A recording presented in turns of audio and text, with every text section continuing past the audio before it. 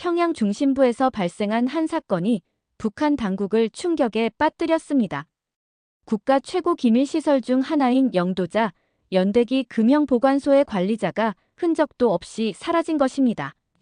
그가 관리하던 것은 단순한 금속 틀이 아니었습니다. 김일성부터 김정은까지 세대에 걸친 수령의 업적을 기념하는 모든 메달과 배지, 동상과 부조를 만들어내는 원형 금형들이었습니다. 30년 동안 국가의 영광을 조각으로 새기던 손이 어느 날 갑자기 그 틀을 벗어났습니다. 이 이야기는 실제 증언을 바탕으로 재구성했습니다. 꽃제비 채널은 북한을 떠난 이들의 진실한 목소리를 전합니다. 오늘 여러분께 들려드릴 이야기는 국가가 만든 틀 속에서 평생을 살다가 마침내 그 틀을 깨고 나온 한 기술자의 탈출기입니다. 지금부터 시작합니다. 여러분의 구독과 좋아요는 이런 이야기들이 세상에 알려지는데 큰 힘이 됩니다. 저는 1965년 평양 대동강구역에서 태어났습니다. 아버지는 김일성 종합대학을 나온 금속공학자였고 어머니는 초급당 비서였습니다. 핵심 계층은 아니었지만 나쁘지 않은 성분이었습니다.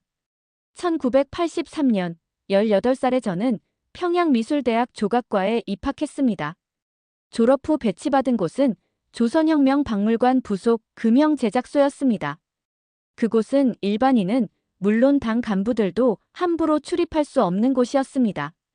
우리가 만드는 것은 수령님과 장군님의 형상이 새겨진 모든 것의 원형이었습니다.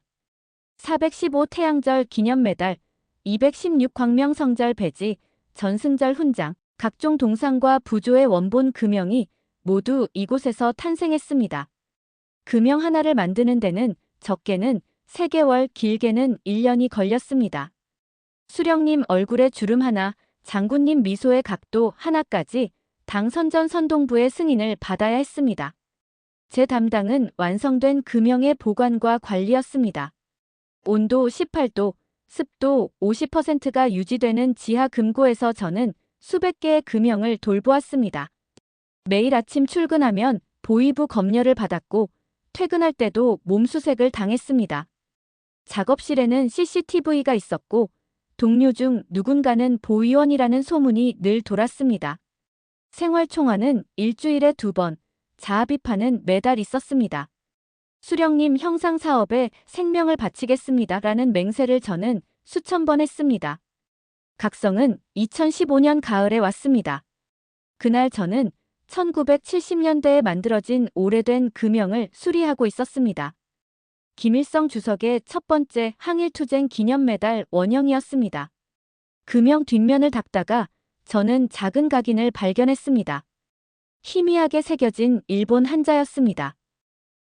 1943- 대일본 제국 조폐국 1943년. 손이 얼어붙었습니다.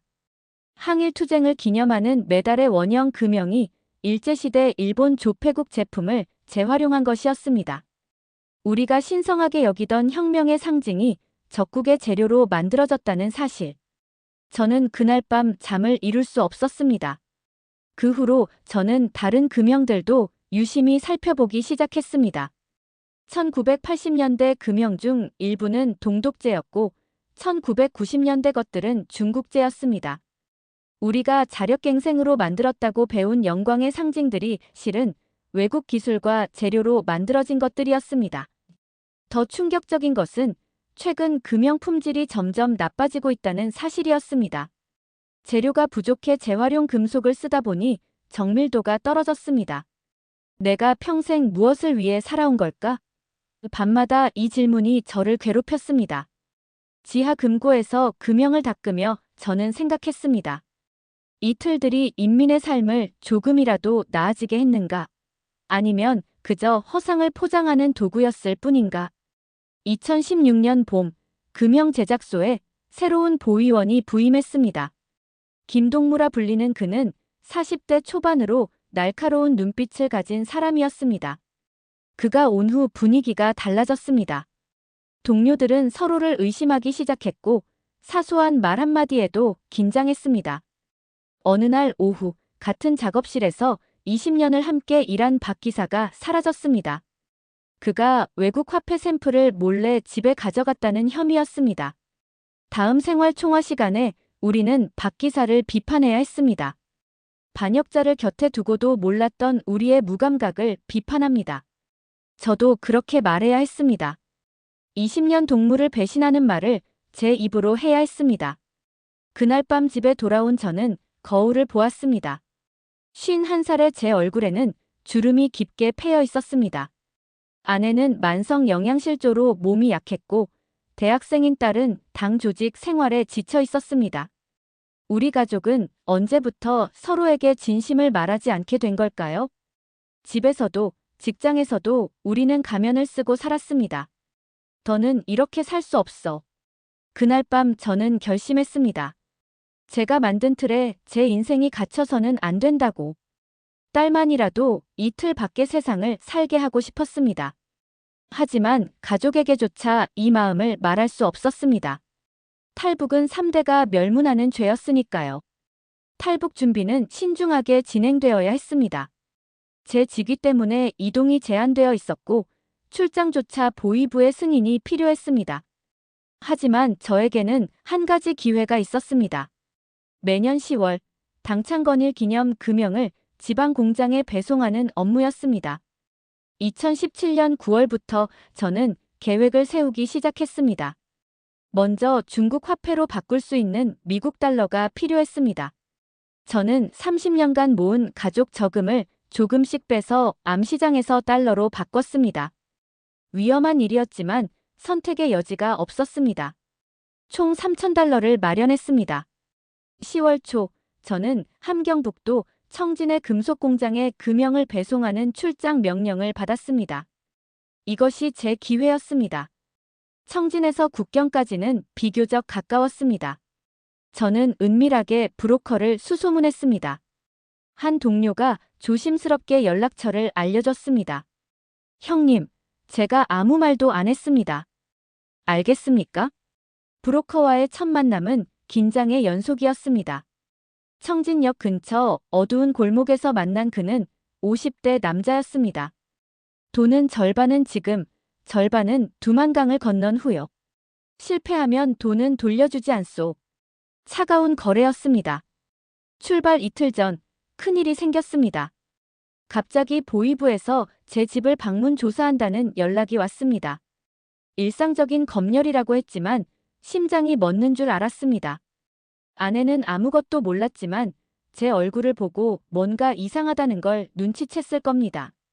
검열은 다행히 무사히 끝났습니다. 하지만 제 손은 하루 종일 떨렸습니다.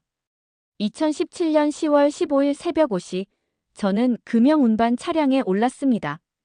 함께 간 보위 담당자는 졸음에 취해 있었습니다. 평양에서 청진까지는 기차로 12시간이 걸렸습니다. 창밖으로 보이는 풍경은 점점 황폐해졌습니다. 함경도에 가까워질수록 굶주린 사람들이 더 많이 보였습니다.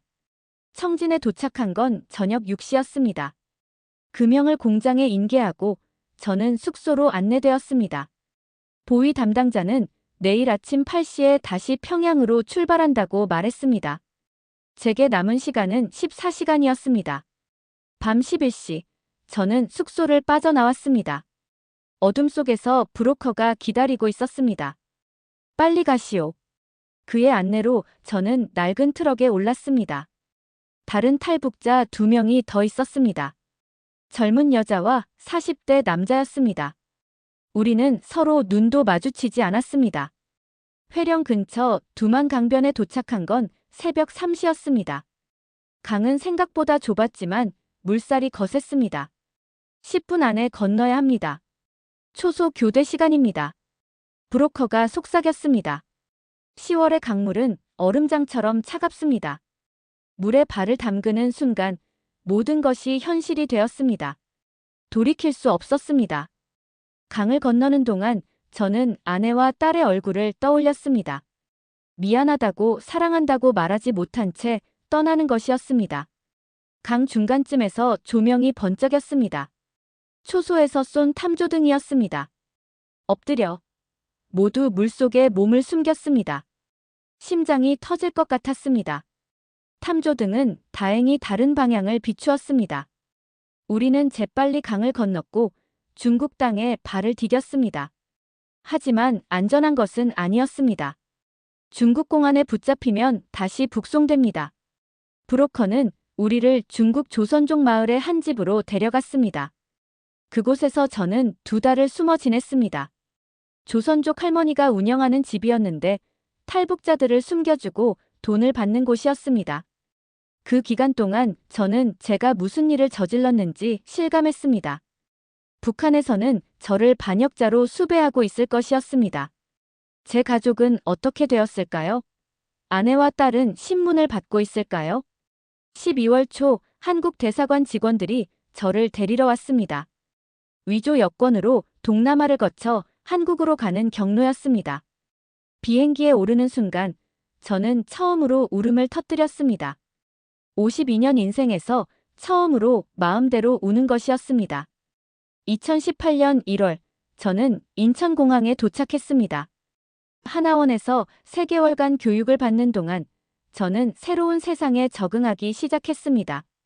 휴대폰으로 검색만 하면 모든 정보를 볼 수 있다는 것, 아무도 저를 감시하지 않는다는 것, 제가 보고 싶은 것을 볼 수 있다는 것, 모든 것이 신기했고 때로는 두려웠습니다.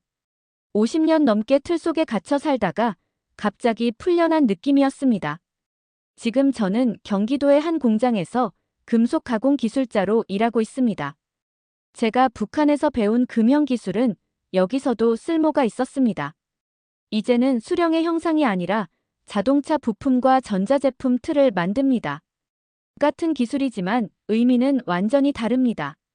여기서 제가 만드는 것은 누군가의 우상이 아니라 사람들의 실제 삶에 도움이 되는 것들입니다. 주말이면 저는 서울 시내를 걷습니다. 수많은 사람들이 자유롭게 걸어다니고 웃고 때로는 정부를 비판하는 것을 봅니다. 처음에는 충격이었습니다.